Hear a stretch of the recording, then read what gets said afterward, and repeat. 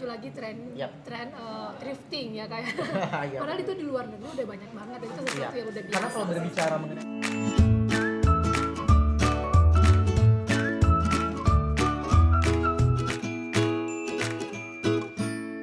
Privyet Krasavchik, welcome back to my YouTube channel Clara Yoke. Jangan lupa ya di subscribe, follow, like, share, komen sebanyak-banyaknya. Dan jangan lupa juga follow my Instagram @clara_yoke. Hari ini aku happy banget karena kedatangan orang yang super spesial ya. Seseorang yang super fashion ya, fashionista. Oh my god, pokoknya ini all tentang fashion. Kita akan tanyakan langsung kepada expertnya. Siapa lagi kalau bukan Kak Angga? Hai semuanya. Ya kan, nggak bohong kan, dari penampilannya itu udah luar biasa. Apa kabar sih? Sehat Kak?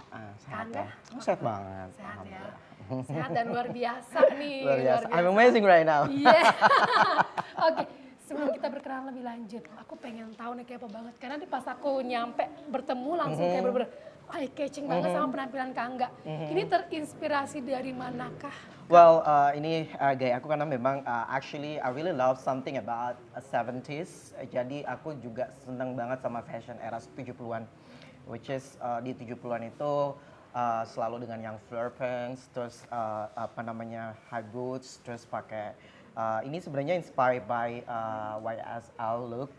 Jadi memang gaya kemeja yang ada semacam kayak collarnya, terus seperti ini motifnya, terus saya tambahin dimaksimalin dengan sekarang kan di 2020 kan lagi tren pakai crop top gitu kan, di 2020 ya, sampai sekarang pun sebenarnya masih pakai crop top sih sebenarnya, makanya saya bikin tampilannya biar lebih anak muda tapi dengan warna yang bold gitu kan, inline satu warna monokrom, jadi hitam putih gitu. Nah inilah gaya saya. Bold sekali. So inspired by 70s fashion. 70s fashion, luar biasa sekali. Kak Angga, kalau boleh tahunya nih, nama lengkap Kak Angga, asal Kak Angga, karena kalau dari looknya ini orang akan berpikir, Kak Angga dari mana sih? Kayak Korea iya, Chinese-nya juga bisa ketebak, Manado-nya juga ada. Tapi Jangan sedih loh, kalau misalkan jalan-jalan ke Tanah Abang tuh selalu dipanggil Koko, padahal nggak ada Chinese-nya sama sekali. Nggak ada Chinese-nya sama sekali ternyata ya. Iya. Berarti Kak Angga ini siapa Oke. nama lengkapnya dan bisa dibilang besarnya Oke. gitu ya, menghabiskan teenage time-nya tuh di mana sih Well, semuanya? oke, halo semuanya. Perkenalkan saya Angga Mitra Kahar. Biasa teman-teman biasanya manggil saya Angga. Saya lahir di Ambon. I'm Ambonis. Oke, So, ini you imagine? agak out of the box ya ternyata sebenarnya ya aku jawabannya ya. nomaden gitu kan. Aku pindah-pindah gitu kan. Ada daerah Sulawesinya, ada Ambonnya. Tapi KTP Ambon sebenarnya. Cuman karena udah di Jakarta, I've been here for 8 years. So, aku di sini udah 8 ke 9 lah gitu kan. Dan di sini berkarir. Lulus SD SMP ya. Iya, SD SMP semua di Ambon loh. SD, SMP, SMA, kuliah di Ambon. Tapi 9 tahun itu lulus SD Terus SMP berarti ya. memberanikan diri untuk pindah ke Jakarta. Jakarta. Tadinya cuma jalan-jalan, tapi ternyata mungkin Tuhan ngasih aku pintu atau rezeki di sini gitu. Aku berkarir di sini dan seneng banget sih gitu loh. Maksudnya ada anak daerah yang bisa berkarir di ibu kota gitu. SD SMP di Ambon, Sampai kuliah di Ambon. sampai kuliah juga di Yes. Ambon. Backgroundnya, mayoritasnya Oke, apa? actually aku lulusan dari sebenarnya ini agak relate sama pekerjaan aku sebenarnya. Tapi aku bisa jelasin dikit ya. Aku sebenarnya lulusan dari industrial engineering. Aku studied industrial engineering. Itu sebenarnya lebih manufacture sih. Jadi nggak yang spesifik belajar tentang engineering enggak. Tapi dulu boleh cerita sedikit ya. Boleh Jadi dong. zaman aku kuliah itu semester 4 kalau nggak salah ada salah satu mata kuliah product design. Jadi teman-temanku pada ngebuat listrik apa segala macam yang berbau dengan engineering segala macam. Karena berpikir engineering itu kan Iya. pasti sesuatu yang berat gitu Iya, ya. tapi aku berpikir kenapa aku nggak bikin sesuatu yang aku suka aja gitu, karena kita dibebasin sama dosen kita, kamu mau bikin apa gitu kan. Jadi aku berniat untuk membuat wedding dress gitu. Jadi aku ini bikin bener-bener wedding out dress. of the Jadi box untuk kedua sempat kalinya. dibully sama teman-teman kampus gitu kan, bikin wedding dress ngapain sih gitu lah, bikin wedding dress gitu kan ya aku bikin karena I love fashion gitu kan. Jadi bener-bener sebenarnya nggak belajar fashion secara literally enggak gitu, cuman aku belajar otodidak sendiri waktu zaman kuliah. Cuman setelah kuliah itu aku memang ngikutin berbagai macam kelas di Jakarta, berbagai internship program yang di Jakarta juga. Jadi aku bener-bener tertarik di dunia fashion ini semenjak aku masuk di dunia TV sebagai as a wardrobe production. Tapi dari kuliah pun udah mulai ngelirik ke fashion ya. Berarti Yep, benar passionnya udah ke situ Iya, benar sebenarnya. sekali. Sebenarnya waktu zaman kuliah itu kalau dibilang suka sih iya, tapi kalau untuk ilmunya itu sebenarnya belum Dalam punya, ya, belum lebih mendalami karena memang di Ambon itu kan memang untuk sekolah fashion itu sebenarnya belum ada. Masih gitu limited kan. banget ya. Masih limited banget gitu. Jadi aku bener-bener ini adalah di Jakarta, di ibu kota sini aku punya banyak sekali masuk ke dunia industri fashion ini itu bener-bener satu challenge yang besar menurut aku. Jadi aku banyak belajar banget gitu kan. Aku kenal sama orang-orang di industri fashion gitu, which is aku belajar dari banyak orang yang benar-benar selalu menginspirasi aku. Gitu. Nah, tadi sempat menyebutkan di Ambon itu limited untuk search fashion. Seberapa sering sih Kak Angga berbelanja pakaian waktu sekolah dulu? Sebenarnya aku kalau di Ambon Kan dulu sebenarnya- masih nggak ada all shop gitu-gitu ya Kak. Kalau sekarang kan fashion yang lagi happening di Jakarta, di Ambon dan di pelosok lain pun, bukan berarti Ambon pelosok ya, Iya, ya. di tempat lain pun bahkan sampai ke pelosok pun lebih gampang untuk bisa mengakses. Iya, Kalau iya. zaman dulu kan agak susah ya kayak terbatas ya. Nah kakak sendiri gimana tuh Iya. mengikuti perkembangan fashion saat itu? I started to mix and match from my dad's outfit. So aku karena because my ayah bapak aku memang suka dandan dan dia tuh mix and match bajunya tuh dari hasil thrifting. Dari Oke. di sana tuh bener-bener aku terinspirasi dan aku mencoba untuk memadu padankan pakaian dari koleksi.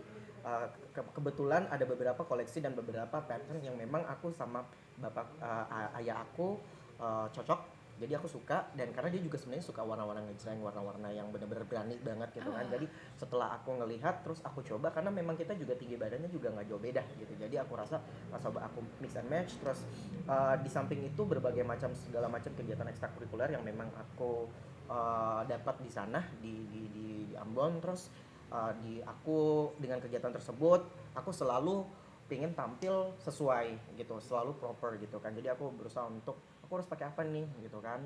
Dan waktu itu memang tidak ada sama sekali brand yang kalau dibilang let's say high brands atau yang luxury atau eksklusif apa enggak ada.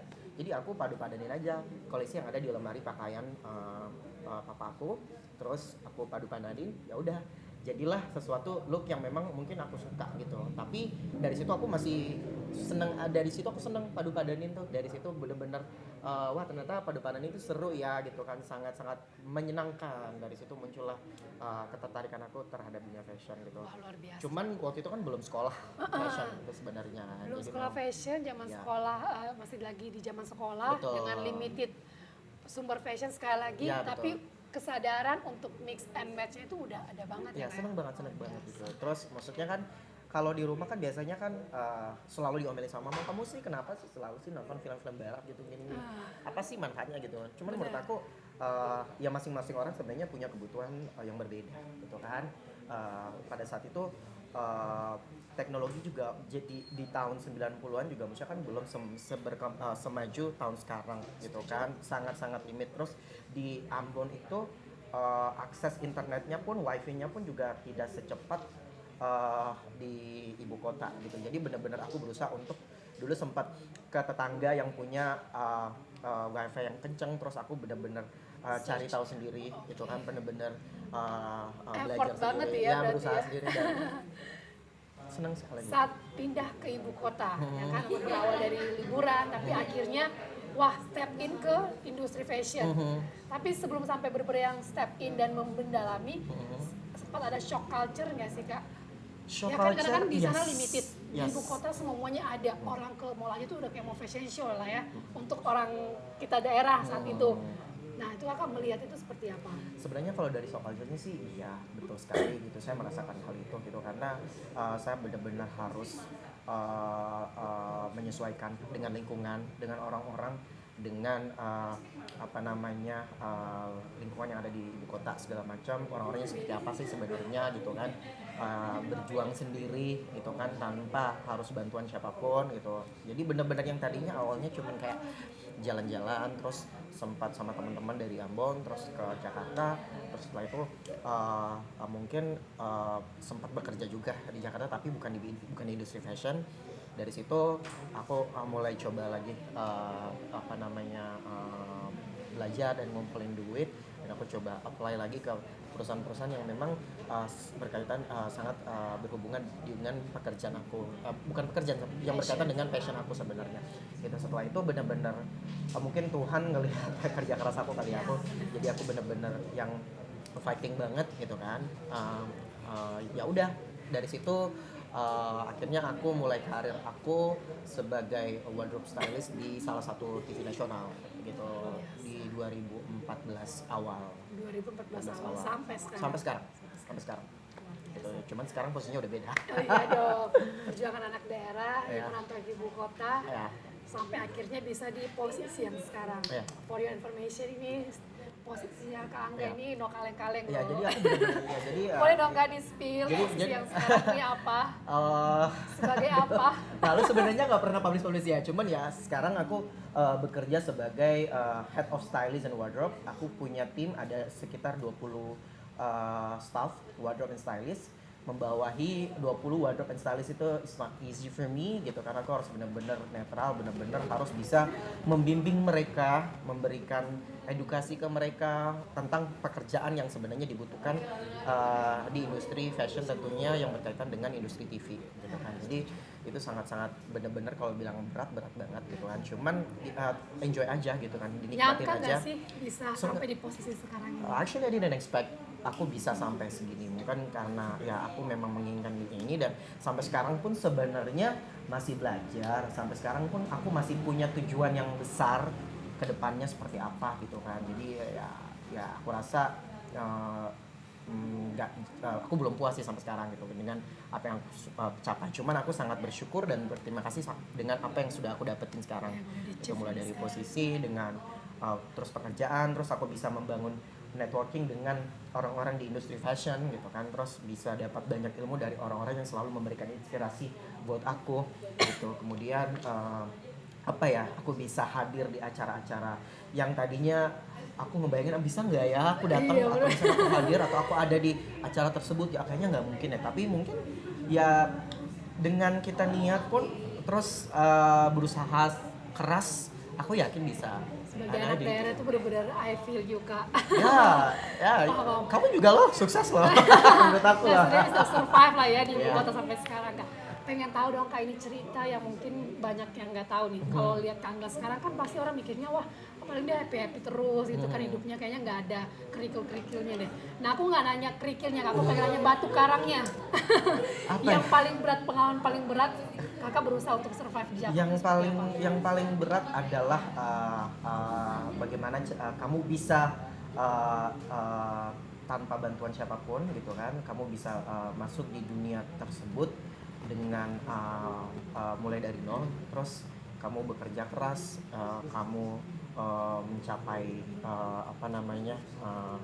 sebuah ujung tangga atas dengan cara kamu sendiri gitu, tapi dengan versi kamu itu sebenarnya sangat-sangat, menurut aku sebenarnya sangat sulit, karena tidak semua orang akan mendapatkan kesempatan seperti apa yang saya dapatin gitu kan. Pernah ngerasain gak makan nggak? Pernah banget. Aku tuh bisa ngongkol gitu kali ya. Aku jadi awal aku datang di Jakarta tuh bener-bener ya, mungkin kalian semua nggak bakal percaya ya, tapi awal datang tuh dulu waktu aku sebelum berangkat tuh aku sempat ngomong ke almarhum papaku. Papa kan udah nggak ada. Jadi waktu aku ngomong sama papa tuh, Pak aku pengen pindah, pengen coba kerja di dunia luar gitu, karena aku nggak pengen bukan aku menganggap remeh di daerahku nggak ada pekerjaan yang lebih menjanjikan, enggak, tapi aku karena aku pikir aku pengen karena aku suka tantangan, jadi memang aku suka bekerja gitu, jadi aku pengen coba sesuatu yang baru, aku pengen pindah gitu kan. Dan awalnya sebenarnya orang tua kurang menyetujui gitu, cuman karena aku berusaha keras dan aku berusaha untuk meyakinkan mereka kalau aku tuh bisa gitu kan, mulai dari yang tadinya sama sekali berjuang ke sana itu tidak punya duit yang cukup untuk makan, sakit sendiri segala macam, itu merasakan. Aku sebenarnya bukan tipe orang yang publish mengenai kesusahan aku di media sosial, karena aku nggak mau influence orang dengan hal seperti cuman ada ya, menurut aku sebenarnya sah-sah aja sih semua orang untuk menyampaikan apa yang dia rasakan. Cuman menurut aku pribadi aku lebih senang untuk bisa menginspirasi banyak orang dengan apa sih sebenarnya yang aku dapetin sekarang gitu. Karena aku pengen mengedukasi orang gitu, menginspirasi orang dengan hal-hal yang sebenarnya yang positif gitu. Tapi Dengan siapa cara sangka ya di balik itu semua Iya. pernah ngerasainnya nggak makan, Bener, masih bener, susah-susahnya bener. ongkos pas-pasan Iya. ya untuk melamar kerja sana bayangin sini. aja ketika aku pertama banget di Jakarta itu duit tuh nggak sampai 1 juta. Itu aku berusaha ngitung, terus aku sempat nge-apply pekerjaan di kesana kemari, terus sempat kena tipu juga sama orang ini harus kesini kemana segala macam, dan aku berusaha untuk ngitung duitku di sini sisa 400.000. Aku harus berusaha untuk tidak info ke mama atau ke keluarga bahwa aku di sini susah. Aku nggak mau, I don't wanna do that gitu kan. Jadi kayak I just want to make them happy with what I get gitu kan. Jadi kayak bener-bener kayak aku pengen mereka tuh ya udah Angga lagi senang di sana, Angga happy, jadi Pokoknya kita juga happy happy gitu aja yang di-share ya, yang Kak, penting ya. dari semuanya keluarga ataupun teman-teman lihat aku happy, aku bisa ngasih sesuatu yang positif buat mereka semuanya, mereka juga lihat dan mereka senang gitu, aku juga turut senang gitu kan. Jadi Luar biasa banget. ya, menurut aku nggak usah lah gitu kan. Cukup aku aja sebenarnya yang ngerasain kesusahan. Dari cerita ini ya mengantarkan Kak Angga itu Iya. sampai menjadi Kak Angga yang sekarang, bisa masuk ke event-event nasional, internasional di dunia fashion, bisa bertemu dengan semua apa ya artis-artis dan lain sebagainya ya, itu menjadi partner kerja, menjadi klien juga dan lain sebagainya, dan bahkan sampai ke dunia internasional. Ya. Kemarin Kakak Dan sempat satu meliput. hal lagi, aku tuh sebenarnya masuk dunia di industri fashion, di industri TV itu khususnya di bidang fashion itu sebenarnya bukan hal itu beberapa kali nyoba. Aku tuh udah gagal sampai 2 kali sebenarnya ya gitu kan. Terus udah gagal pertama, gagal kedua, terus aku nyoba lagi, dan aku pikir Tuhan mungkin kalau memang ini ketiga kalinya aku gagal ya udah nggak apa-apa, mungkin aku belum berjodoh dan mungkin aku belum dikasih kesempatan. Tapi mungkin Tuhan melihat dengan apa yang melihat aku menginginkan ini, aku sangat-sangat benar-benar menginginkan dunia ini. Aku fighting banget, aku pengen banget di bidang ini gitu kan. Jadilah aku coba apply lagi ketiga kalinya, akhirnya aku masuk ke dunia industri fashion gitu. Jadi mulai dari situ belajar, sebenarnya bukan belajar tentang fashion aja sebenarnya, tapi masuk di perusahaan tersebut bagaimana aku bisa beradaptasi, aku bisa bekerja dengan orang-orang dari berbagai culture, karakteristik yang berbeda-beda, aku bisa menyesuaikan dengan lingkungannya bagaimana gitu kan. Aku bisa memanage diri aku, bagaimana aku dari daerah untuk bisa ada di lingkungan tersebut dan setidaknya bersikap profesional dan bertanggung jawab dengan pekerjaan aku. Keren banget, berarti emang sikap yang gigih ya. Ya. Terus kerja keras yang enggak main-main dan berniat yang bulat, tekad yang bulat mengantarkan Kak Angga sampai sekarang. Berarti itu membuktikan bahwa anak daerah juga sebenarnya bisa, Iya. lebih dari bisa bahkan. Iya, karena menurut aku gini, tidak ada, kita nggak bisa, we cannot comparing dari anak daerah ataupun anak kota, kita semuanya sama. Kita punya, di NASA urine, ada salah satu film ya, dia mengatakan bahwa di NASA itu urine kita semuanya sama gitu. Jadi please don't comparing each other. Kita nggak bisa bilang anak daerah tuh lebih di bawah dibandingkan anak kota. No, kita juga bisa berkarya, kita juga bisa berekspresi, dan kita juga punya sesuatu yang bisa dibanggakan oleh semua orang gitu. Cuman dengan cara yang versi yang berbeda-beda. Beda-beda. Kak Angga sempat meliput ya Kak ya, kegiatan fashion internasional tahun lalu ya kalau nggak salah Yap, ya, yap. di New York. Yap. Itu New York Indonesian Fashion Week Iya. tepatnya. Boleh diceritain Kak, bagaimana bisa mendapatkan kesempatan itu? Well, that was a very excited for me. Itu sangat-sangat hal yang sebenarnya aku tidak mengharapkan. Aku yang kayak aku tidak menyangka gitu bisa sampai di situ gitu. Awalnya karena mungkin aku selalu membangun portfolio aku di media sosial, mungkin membangun jaringan aku, membangun networking itu sebenarnya it's so very important. Karena for me, working in fashion stylist is not about something that you can be like wearing something glamorous, you know. Fashion styling is not 9 to 5 job. You have to be like very incredibly hard worker. Kamu harus benar-benar kerja keras, kamu benar-benar, it's not always like kamu mengerti atau soal dunia fashion, kamu punya fashion. No, fashion stylist is something that we are always sweating. Kita harus, kadang kita berkeringat, kita naik gojek kemana-mana, kita harus taking all the stuff banyak banget barang yang harus kita bawa, berkeringat, kita harus nyetim baju, kita harus kemana-mana, itu semua yang dikerjakan oleh saya sebagai buruh fashion kalau kita bilang ya. Dari situ aku mulai membangun karir aku di dunia fashion, terus membangun portfolio aku di media sosial, dari situ membangun networking dengan semua orang yang menurut aku sangat relate dengan pekerjaan aku, dan akhirnya mungkin Tuhan mengenalkan aku dengan orang-orang yang memang sangat penting di dunia tersebut. Akhirnya dari situ mendapat kesempatan untuk bekerja sama, dan kebetulan juga salah satu perusahaan yang memang aku bekerja di sana, salah satu program yang memang sangat berkaitan untuk peliputan untuk event ini. Dan setelah aku melakukan memberi jembatan buat program yang memang ada di company aku dengan salah satu event internasional di sana di New York, akhirnya mungkin Tuhan memberikan kita semua jodoh untuk bekerja sama. Dari situ kerjaan aku atau stylingan aku yang aku buat, yang aku ciptakan dengan teman-teman kreatif, fotografer, makeup artist, semuanya kita coba propose ke tim yang ada di New York, dan itu diterima gitu. Dan tadinya kita tidak berharap yang cuman kita tetap semangat dan tetap berjuang kalau kita tuh bisa gitu. Dan akhirnya mungkin dari hasil yang kita propose ke tim di New York, mungkin mereka suka dan mungkin cocok, misinya juga pas, sesuai.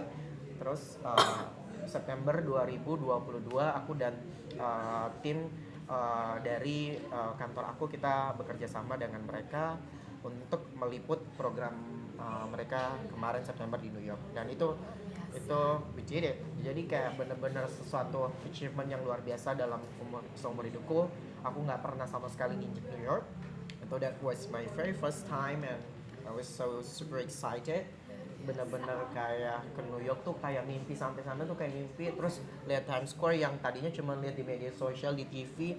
Terus Tuhan, kapan aku bisa ke sana ya? Someday aku bisa ke sana. Dan akhirnya mungkin Tuhan Sampai di September 2020. iya, September kemarin aku bisa nginjakin Times Square. Aku bisa melihat hasil karyaku yang dipajang dalam bentuk billboard digital di Times Square. Dan itu diberitakan di beberapa media yang ada di Indonesia maupun di Amerika, dan seneng banget gitu. Jadi ternyata seorang anak dari daerah, dari pelosok Indonesia Timur ya, sampai ke Indonesia, ke Jakarta, terus hasil karyanya bisa dinikmatin oleh masyarakat di New York gitu. Jadi di daerah Times Square itu ya.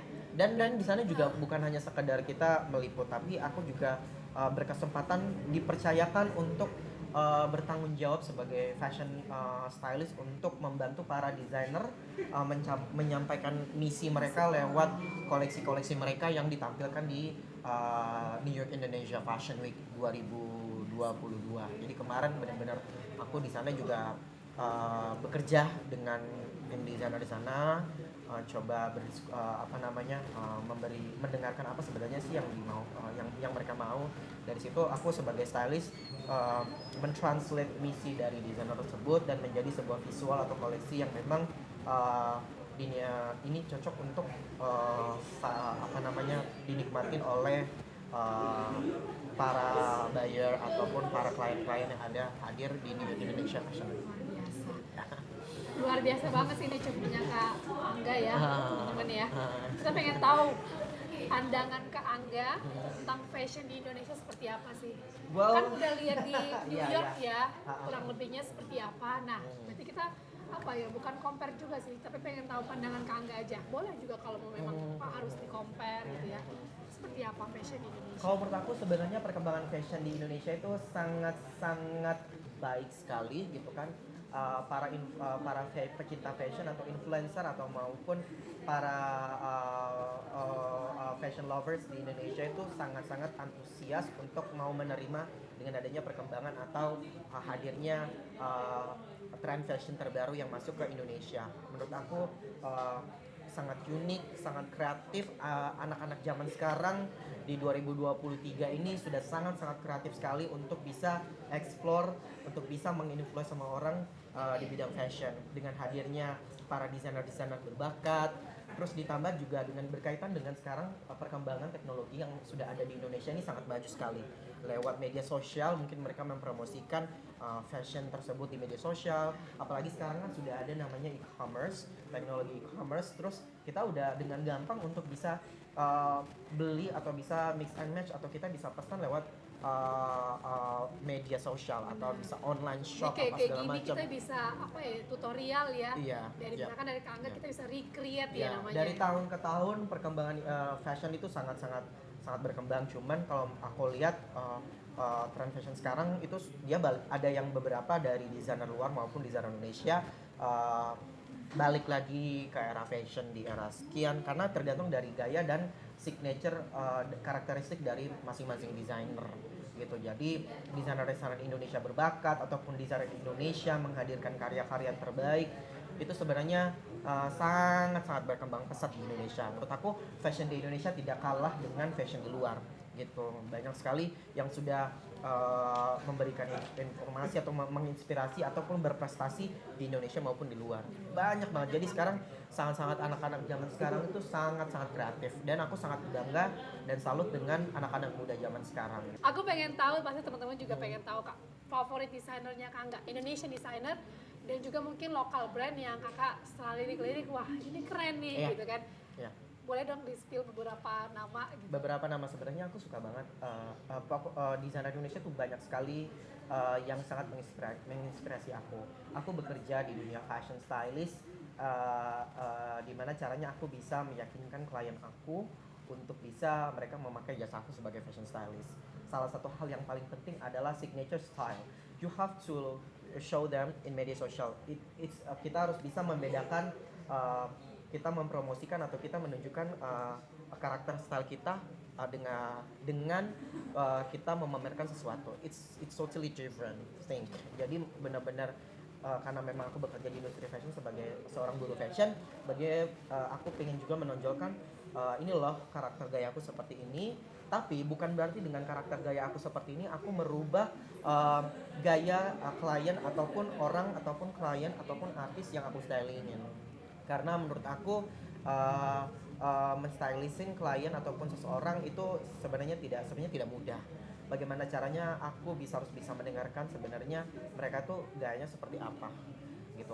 Kalau aku sistemnya 50-50 gitu kan. Aku tidak akan merubah misalkan Yohan as my client, I don't wanna change 100%, aku nggak akan ngerubah 100% gaya Yohan.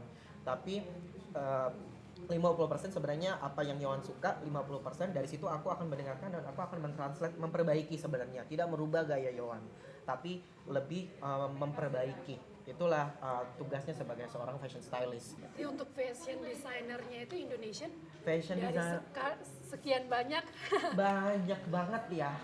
Cuman aku suka Hartono Gan. Hartono Gan adalah dia membuktikan dia adalah salah satu desainer Indonesia yang sangat berbakat. Kemarin dia menjadi salah satu partisipan desainer Indonesia yang turut tampil di Jakarta Fashion Week 2023. Gayanya dia aku suka banget dengan siluet yang sangat dia menunjukkan bahwa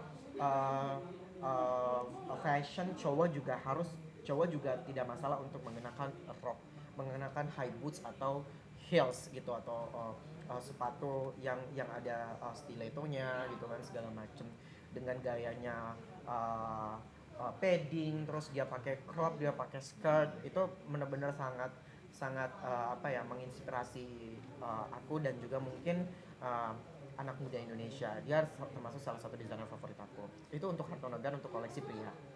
Kemudian aku suka banget dengan gaya salah satu desainer Indonesia yang berbakat juga yang sempat tampil kemarin di Dewi Fashion Night Jakarta Fashion Week, Yogi Pratama. Yogi Pratama itu koleksinya selalu identik dengan something glamorous. Terus pernah dia show di salah satu event dengan tema disco 80-an tapi glamour, which is it's very very glamorous tapi ada vibes 80-nya, diskonya dengan gaya feminine, terus gaya perempuan wanita yang bisa menggunakan dress glamour untuk datang ke acara pesta. Aku suka gayanya Yogi Pratama gitu. Untuk desainer aksesoris udah pasti semua pasti suka Rinaldi Yunardi. Jadi aku untuk lokal pun kalau desainer ada lagi yang namanya Ahmad Syamsuri Muda. Dia adalah salah satu desainer muda berbakat menurut Yang pernah aku. Kak Angga jalan kan? Oh yes, aku Iya pernah kan, aku Radwin. pernah jalan untuk koleksinya Ahmad Syamsuri Muda. Kenapa aku suka Ahmad Syamsuri Muda? Karena Ahmad itu dia sangat koleksinya sangat colorful, sangat kekinian.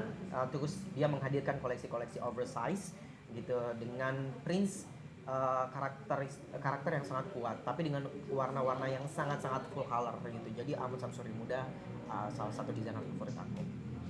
Sebenarnya banyak sih sebenarnya aku bisa kasih tahu, cuman mereka adalah desainer-desainer Indonesia yang sangat berbakat, yang sangat bisa memberikan sesuatu untuk anak muda Indonesia yang bisa menikmati karya-karya mereka. Nah, tadi menyebutkan bagian nama desainer ya, seru banget Kak Angga. Terus Kak Angga juga menyebutkan bahwa di Indonesia itu untuk perkembangan fashion itu luar biasa ya Kak ya, dari yang mungkin dulunya Udah seperti sangat apa, kreatif sekarang. Udah sangat. sekarang seperti apa gitu kan. Nah, dengan demikian pun kalau aku sih mikirnya nggak cuma di Indonesia tuh perkembangan fashion ya, di dunia juga Yap. muncullah yang namanya fast fashion. Yap.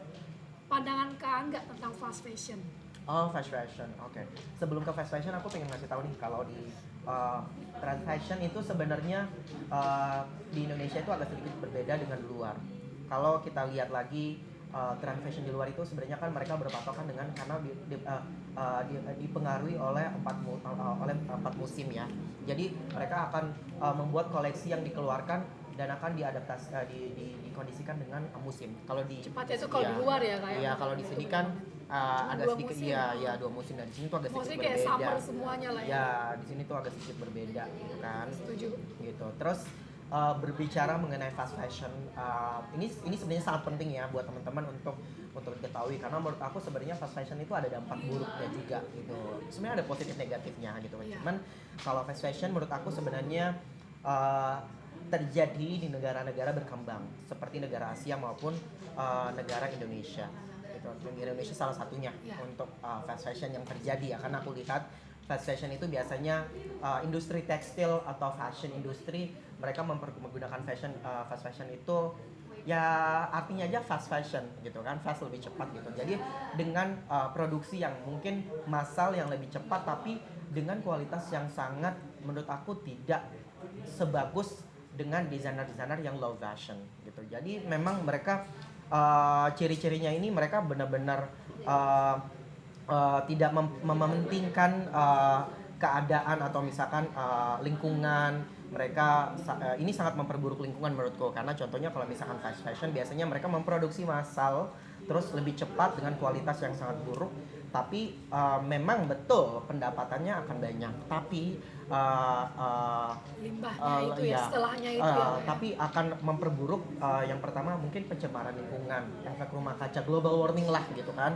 Penggunaan misalkan mereka mengambil kulit dari binatang, mungkin mereka dicampurkan dengan bahan kimia, itu sangat adanya populasi hewan semakin berkurang gitu. Itu hal yang menurut aku sebenarnya sangat dampak buruk sebenarnya.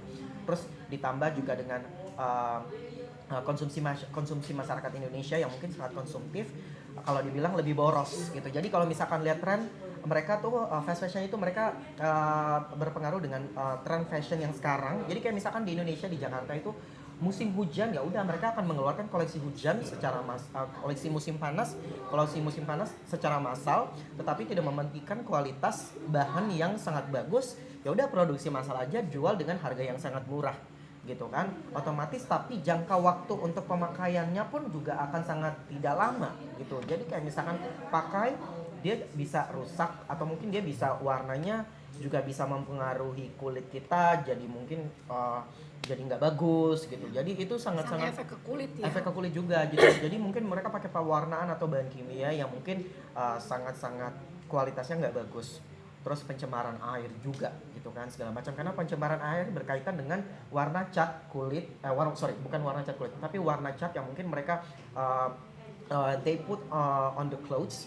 Jadi benar itu sangat-sangat memperburuk terjadinya pencemaran air menurut aku ya. Terus efek rumah kaca, global warming segala macam, populasi hewan semakin berkurang gitu kan dengan adanya itu. Terus Dampak semakin fast. masyarakat semakin boros dengan adanya fast fashion ini. Banyak sebenarnya desainer Indonesia. Cuman menurut aku sebenarnya tergantung dari kebutuhan mereka, tergantung dari pasarnya mereka mau memarketnya seperti apa sih. Sebenarnya banyak sekali gitu. Cuman aku sih rasa ya aku sih berharap sih dengan masyarakat atau mungkin para pelaku fashion mungkin lebih lebih Bijak sekarang lah ya. lebih bijak, apalagi sekarang kan kita lihat dengan kondisi di seluruh dunia maupun khususnya di Indonesia dengan adanya global warming segala macam, kita harus bisa lebih aware lagi gitu, Iya. lebih peduli dengan lingkungan karena itu sangat mempengaruhi kehidupan juga di Setuju sih Indonesia. sama Kak Angga kalau untuk fast fashion ini ya. Plus minusnya ada, Ya. jadi pesan kita mungkin lebih bijak aja. Ya, betul Baik sekali. untuk pelakunya bahkan untuk ke buyernya ya. Betul Jadi betul benar sekali. lebih bijak, kalau bisa jangka panjang lah. Betul, itu penting Jauh banget. lebih baik ya Kak Iya, ya. iya. Tapi kita juga berusaha gimana tetap support, tapi ya itu Ya. jangka Ya. panjangnya diperhatikan. Ya kita nggak menolak, tapi kita juga tidak we not fully support, tapi tidak menolak juga gitu. Cuman yang penting bagaimana caranya untuk kita bisa lebih care dengan lingkungan gitu, kita bisa lebih peduli dengan lingkungan gitu kan, bisa peduli dengan keadaan sekitar gitu, karena itu semua mempengaruhi gitu ya. Untuk generasi kedepannya. Makanya muncul lagi tren Yap. thrifting ya kayak. Iya. Padahal itu di luar negeri udah banyak banget dan itu sesuatu yang udah biasa. Karena kalau berbicara mengenai fast fashion itu sebenarnya sudah ada sejak zaman dulu gitu kan, seiring perkembangan zaman gitu.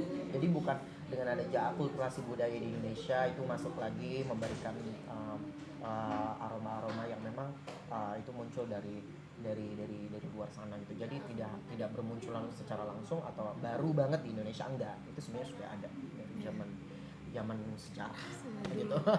Revolusi Ngomongin industri. sejarah dan Yap. revolusi industri. Yap. Menurut Kak Angga, kiblat fashion Indonesia itu lebih kemana? Sebenarnya kalau berbicara mengenai kiblat fashion Indonesia, kalau aku pribadi, kiblat aku sebenarnya aku nggak meminta teman-teman untuk mencontohi atau mengikuti gaya aku sebenarnya, karena ini dengan gaya aku karena memang aku sangat menggemari desainer atau misalkan kreatif director asal dari Paris. Salah satunya Anthony Vaccarello. Dia adalah salah satu kreatif director dari YSL untuk Saint Laurent-nya dengan koleksi tersebut, dan ini memang look aku juga ini inspirasi dari koleksi tersebut sebenarnya. Aku suka banget dengan gaya era 70s, aku suka gaya 70-an, flare pants, heels boots, wearing skirt. Sometimes I can wear the skirt karena menurut aku mereka sangat-sangat punya karakteristik yang kuat. Mereka sangat memberikan sesuatu atau menginspirasi atau khususnya di industri fashion gitu kan. Setuju, karena fashion sebenarnya has no gender. Iya, fashion has no gender for me gitu kan. Jadi I can be non-binary gitu. Misalnya kayak sebenarnya aku tidak memberikan nasihat ke teman-teman bahwa kalian harus ngikut atau enggak. Cuman just be yourself, because fashion is something that we can express ourselves every day. Every day you can be fashion gitu kan. Di rumah dimanapun sebenarnya kamu bisa fashion gitu kan. Kamu beraktivitas dimanapun kamu lebih santai, kamu pakai sesuatu yang menurut kamu sebenarnya yang nyaman gitu, dan kamu bisa kamu percaya diri. Karena kalau misalnya kamu nggak percaya diri pun itu nggak akan keluar. Sebenarnya susah-susah gampang kalau kita menanyakan kiblat fashion Indonesia itu kemana, agak susah ya. Iya, sebenarnya karena Indonesia luas juga. Karena sebenarnya fashion di Indonesia kan perkembangannya kan tiap zaman itu kan dia bisa berbeda-beda dan tergantung dari desainer segala macam. Trend fashion itu kan dilihat dari segala macam. Para expert menganalisis trend fashion di tahun ini di Indonesia itu dilihat dari apa. Mereka mungkin melihat dari para pelaku fashion yang ada di industri fashion internasional maupun juga sebenarnya di Indonesia itu seperti apa. Dilihat juga dari lingkungan atau musim yang terjadi, yang bisa dipergunakan dan ini bisa diaplikasi di cuaca yang sangat berlaku di Indonesia gitu kan. Jadi kalau misalkan kiblat, kalau aku pribadi kiblatnya aku senang dengan koleksi yang tadi aku sebutin. Aku suka gaya Gucci juga, kreatif direkturnya si Alessandro Michele. Tapi Alessandro Michele udah baru saja dia keluar dari Gucci, dan aku suka gaya Gucci juga karena memang dia menampilkan beberapa koleksi era 70-an dengan color bergaya disco, flare pants itu, which is aku suka banget dengan gaya tersebut. Angga gitu banget kan. lah Itu ya. aku banget. Sebenarnya nggak hari-hari pakai gitu sebenarnya gitu kan. Kalau ke event pun aku selalu menampilkan gayaku yang inspirasi dari gaya-gaya mereka gitu. Mereka, luar biasa. Nah ini berarti Kak Angga kita udah tahu kurang lebih kiblat fashionnya kemana. Dan kayaknya kalau untuk bagian Eropa Barat, di luar kepala banget nih kalau ngomong fashion. Kita pengen tahu kalau Eropa Timur bergeser ya, fashion tuh bergeser sedikit Eropa Timur Kak. Siapa tahu setelah ini ke Rusia juga kan. Iya. Gitu kan. Tanggapan Kak Angga tentang fashion Rusia itu seperti apa sih menurut Kak Angga? Sebenarnya orang Rusia itu fashionable nggak sih? Kalau dibilang fashionable sih sebenarnya tergantung ya, karena menurut aku kalau aku pribadi melihat fashion di Rusia, kita kembali lagi kita lihat dari sejarah fashion yang ada di Rusia itu seperti apa gitu kan.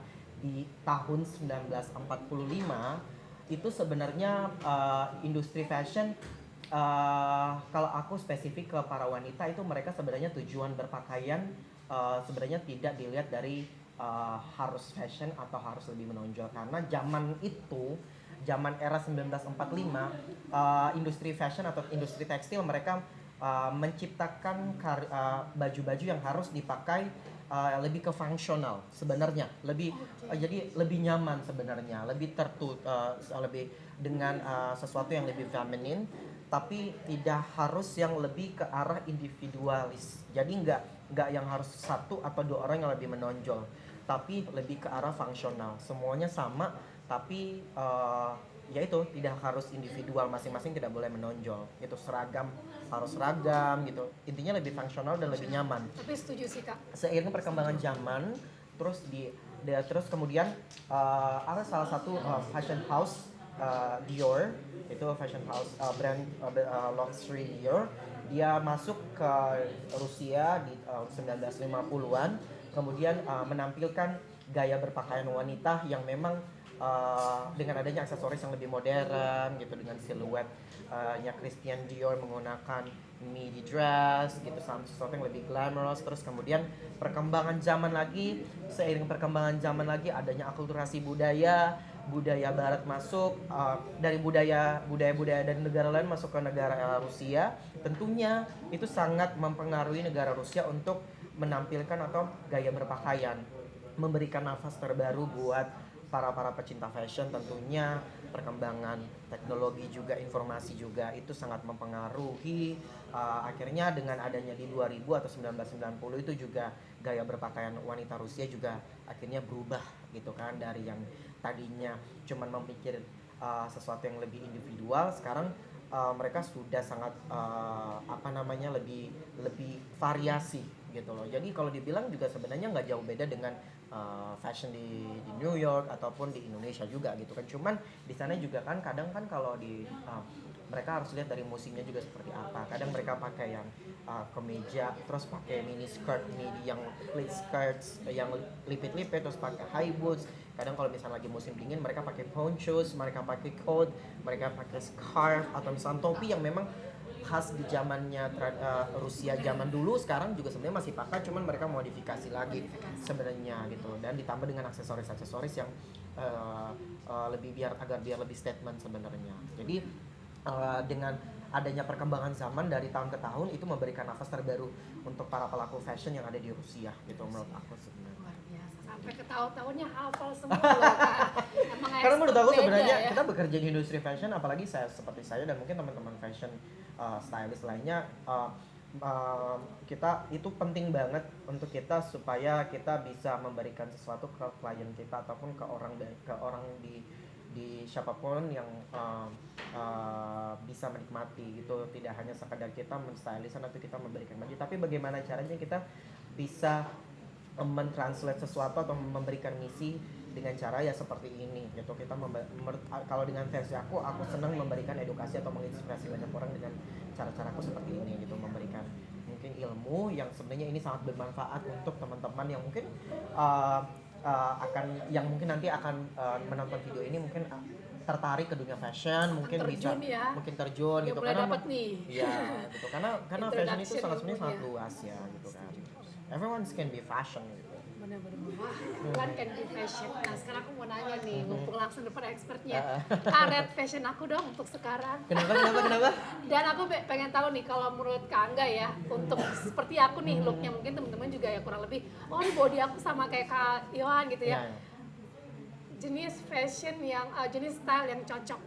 Kalau menurut aku sebenarnya Yohan ini selalu tampil gaya yang lebih feminine, tapi dia menampilkan untuk hari ini menampilkan gaya ada vibe 90-an-nya. Vibe 90-an-nya dari mana? Dengan adanya midi dress terus dengan motif floral. Itu karena itu hits di era di tahun 90-an ke 2000 gitu. Cuman lebih modern lagi dengan mungkin dengan dia padu-padankan dengan aksesoris yang benar sebenarnya nggak too much karena sudah ada motif floralnya ini dia kasih sesuatu anting yang mungkin lebih simple gitu tapi dengan makeup yang mungkin inline dengan warna bajunya gitu terus rambutnya juga lebih slick jadi lebih anak muda aja sekarang gitu kan gitu jadi menurut aku Yohan menurut aku sah-sah aja Yohan menggunakan dress ini dan dengan proporsinya juga sebenarnya masih pas aja gitu kan Yohan juga bentuk tubuhnya juga menurut aku sebenarnya masih proporsional dengan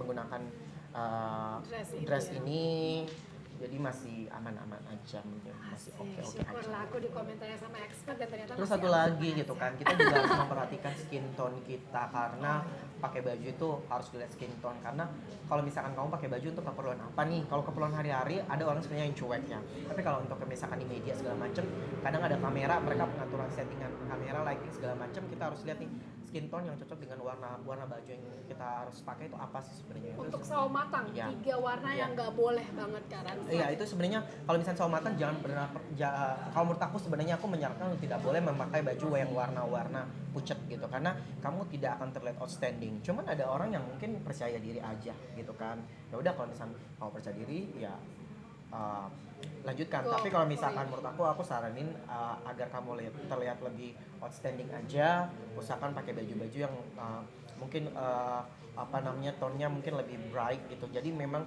ketika masuk ke skin tone kamu yang sawo matang dia lebih outstanding aja gitu. Kalau untuk kulit yang lebih cerah putih itu lebih aman kalau ya putih apa ya, aja? iya kalau putih ya asal kalau misalkan sebenarnya kalau kulit kita kan kulit Asia kan sebenarnya bukan putih tapi lebih ke kuning langsat sebenarnya. Tapi kalau kulit putih aku tidak menyarankan untuk pakai warna-warna kayak warna kuning gitu karena akan terlihat tidak outstanding dan tidak menonjol menurut aku sebenarnya gitu. Jadi kalau orang kuning langsat sebenarnya pakai apa aja oke. Warna dark, warna soft juga masih oke.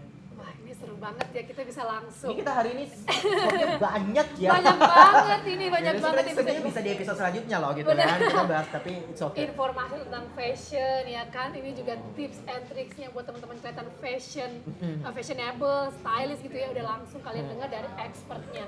Aku mau nantangin Kak Angga sedikit games tapi sebelum apa tuh, games guys? kita minum dulu Kak boleh ya? Oh boleh. Cheers. Biasanya aku minum kopi tapi hari ini aku mau cobain yang hot honey lemon tea-nya Kak. Lemon tea-nya. Iya, lemon tea-nya enak. Kak Angga apa nih tadi? Aku iced tea. Peach iced tea. Peach iced tea ya, ini nyegerin banget. Dari Titik Koma Kopi Cipete. Nah, sekarang kita ready for games Kak? Ya. Sure Oke, lah ya. go. Let's go. Sebenarnya gamesnya nggak yang akan susah banget sih. Terus kalau menang pun ya hebat gitu kan, bukan dapat 1 M sih Kak. Pengen tahu aja nih pendapat tanggapan dari Kak Angga. Kita mau red fashion dari para public figure ya tentunya. Siap ya Kak ya? Untuk yang pertama kita ada Tarang Bunda Korla. Aduh bandit nih dia. Bandit, jangan macam-macam sama Bunda loh. Menurut aku sebenarnya sebelum aku ngasih red Bunda Korla menurut aku sebenarnya dia punya jenis tubuh yang sebenarnya ramping sekali gitu kan. Jadi Bunda Korla ini sebenarnya pakai dress macam apa aja sebenarnya oke. Cuman menurut aku jangan pakai yang benar-benar dari flat dari atas ke bawah gitu kan. Dia mungkin pakai yang lebih ke bentuk segitiga terbalik atau mungkin midi maxi dress itu sebenarnya biar ada siluetnya sebenarnya lebih oke gitu kan. Karena sayangnya body yang aduhai ya. Iya, terus dia pakai dress yang sheet dress terus atau mungkin dia pakai bodycon dress, dia pakai apa aja sebenarnya menurut aku masih cocok gitu, masih pas. Apalagi kemarin aku sempat lihat Bunda Korla pakai dress tampil di konsernya dia, itu bener-bener outstanding banget ya, Oh, cakep wow. banget dia pakai dress yang ada kesan futuristiknya, top seksi dengan sleeveless dress, terus dia high ponytail, terus kadang dia di wavy dengan inspired by international Hollywood actress juga. Menurut aku dia bandit banget sih, cakep banget menurut aku Bandit Bunda. kau ya. Bunda Kola menurut aku mungkin dengan umurnya dia juga yang sudah makin Ya, ke tidak atas ABG lagi ya, ya. tidak ABG lagi, tapi menurut aku masih sah-sah aja. Yang penting Bunda Kola juga pede, orangnya juga asik, menikmati hidup gitu. Jadi dipakai apa aja, sampai sekarang aku melihat Bunda Korla sih masih cantik-cantik aja sih. Luar biasa Bunda Korla. Nextnya kita punya siapa nih? Oh ya rednya, kalau rednya, Oh rednya bener-bener, 1 sampai 10. kalau rednya ya 8 sih. 8. Luar biasa Bunda Korla 8 loh. Tuh padahal kan dia termasuk orang yang cuek ya. Iya. Baru makin kesini lebih memperhatikan Iya, karena ada tuntutan. karena ketika Bunda Korla datang ke Indonesia itu dia bekerja dengan tim-tim yang sangat sudah apa namanya Expert di punya bidangnya tim-tim lah yang ya. sudah sangat mengerti gitu kan, apalagi ada Ivan Gunawan, yang siapa sih nggak kenal Ivan Gunawan gitu kan, dengan Tiga tim bintang. Ivan Gunawan yang sudah sangat profesional mendandani dia, itu aku rasa sih pas dan luar biasa sih. Oke, 8 untuk Bunda Korla. Nextnya kita punya, wow, istrinya Sang Sultan. Nagita Slavina.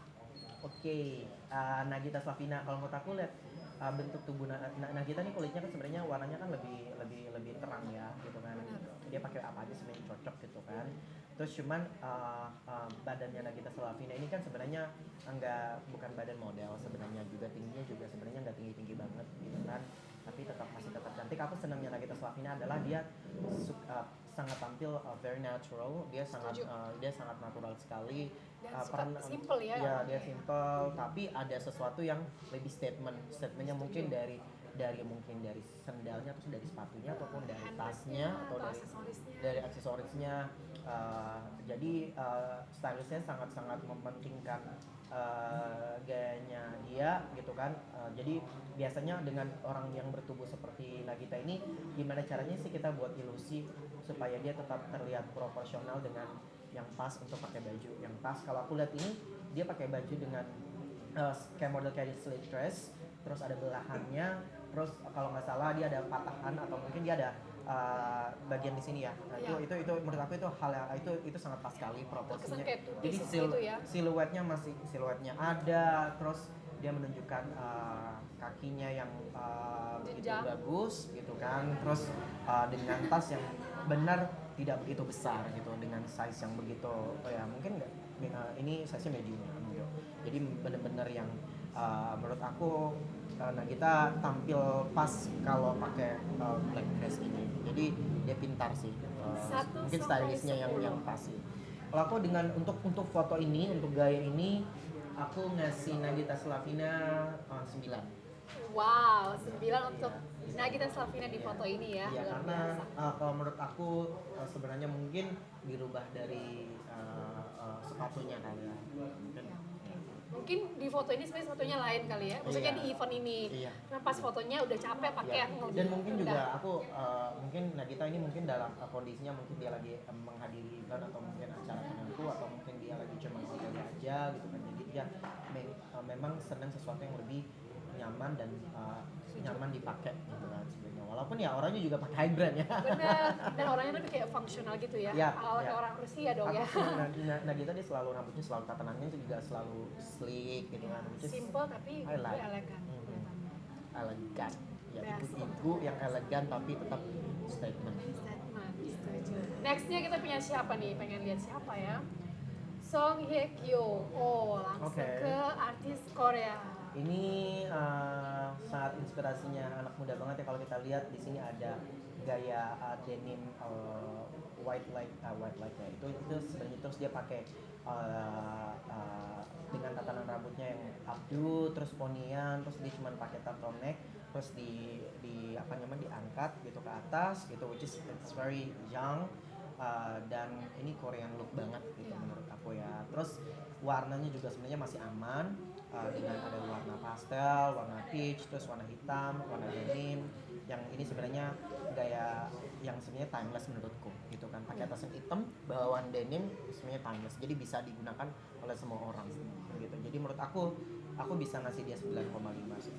Oh wow, best untuk Song Hye Kyo, luar biasa. Nextnya kita punya siapa nih? 9,5. Jungkook.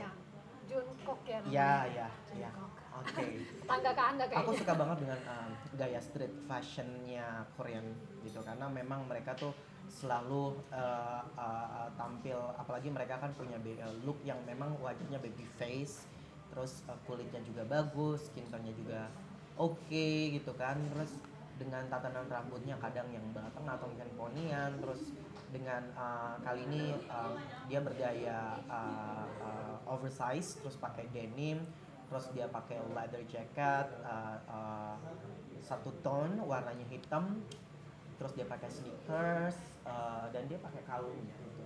Menurut aku ini cakep banget sih untuk anak muda zaman sekarang, mungkin bisa mencontohi gaya Jungkook, mungkin bisa nge-mall, mungkin bisa ketemu teman-teman, atau mungkin bisa ke Citayam. Citayam Fashion Week. Ya bisa nongkrong, ini cakep banget. Aku kasih gaya, Sampai 10, aku sampai 10. ya aku kasih 10 karena aku suka banget. Best Jungkook 10. Nextnya kita punya siapa lagi? Irina Oke. Shayk. She's so powerful for me, dan she's so sexy, she's a strong woman. Jadi Irina tuh selalu tampil dengan gaya yang apalagi kan dia memang salah satu model terkenal juga, gitu kan. Jadi kali ini dia menggunakan ada slit dress, terus dia pakai ada coat juga, terus pakai high boots, terus dia pakai turtleneck dress, terus pakai dress yang ada cut off-nya juga. Jadi ini benar-benar Irina banget, tampil seksi, strong, powerful, warnanya juga cakep. Nice to meet you sebenarnya menurut aku. Nice to meet you, Terus baiklah. dengan tatanan rambut ada high ponytail, terus juga di slick ke belakang gitu, benar-benar hal yang Semua model rambut kayaknya dia cocok ya. iya gitu. Blast banget. Aku suka sih. 1 sampai 10 untuk Irina Shayk. 10. Oh wow, well 10 untuk Irina Shayk. Ada lagi kak kita punya? Kita lihat. Oh, Chris Hemsworth. mantan aku kak. Abang aku nih.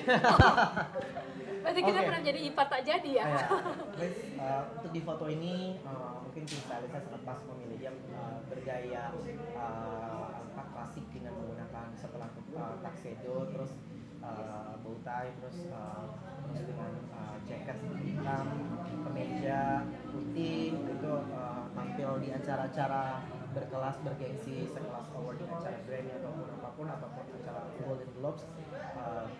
Ini sangat pas banget gitu kan. Terus dia kalau di hari-hari dengan gayanya cuma pakai kaos, terus jam tangan, denim, karena memang orangnya juga udah cakep, mau diapain lagi gitu kan, dari macam-macamnya sebenarnya udah cakep.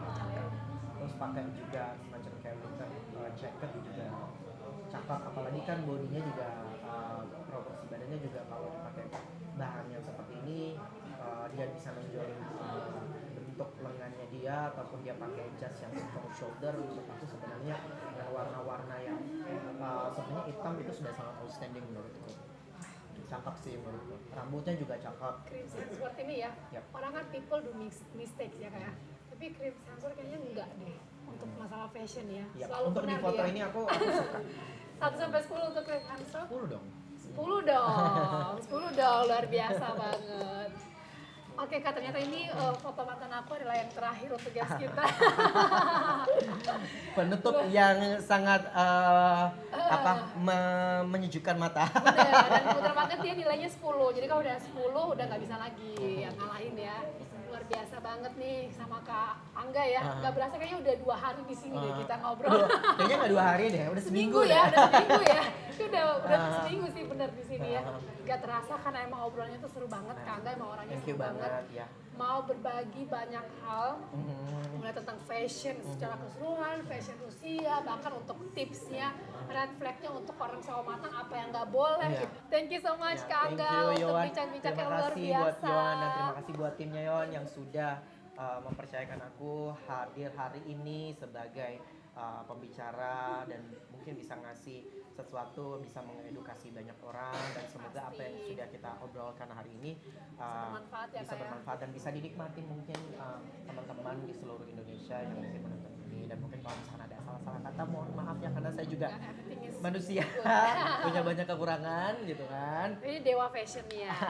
Jadi teman-teman kalau masih penasaran tentang dunia fashion, mau kita ngobrol lagi nih sama Kak Angga ya. Semoga Kak Angga mendengar dan mau lagi ke sini. Boleh tulis di kolom komentar kira-kira tentang apa lagi ya fashion terkhususnya yang pengen kalian dengarkan dari kita. Dan jangan lupa juga untuk follow Instagramnya Kak Angga. Ya. Thank you. Jangan lupa follow Instagram aku Agnikar. Kalian bisa lihat hasil kerjaku di situ dan portfolio aku di situ. Yay! Okay guys, I'll see you on the next video. Bye-bye! Bye bye.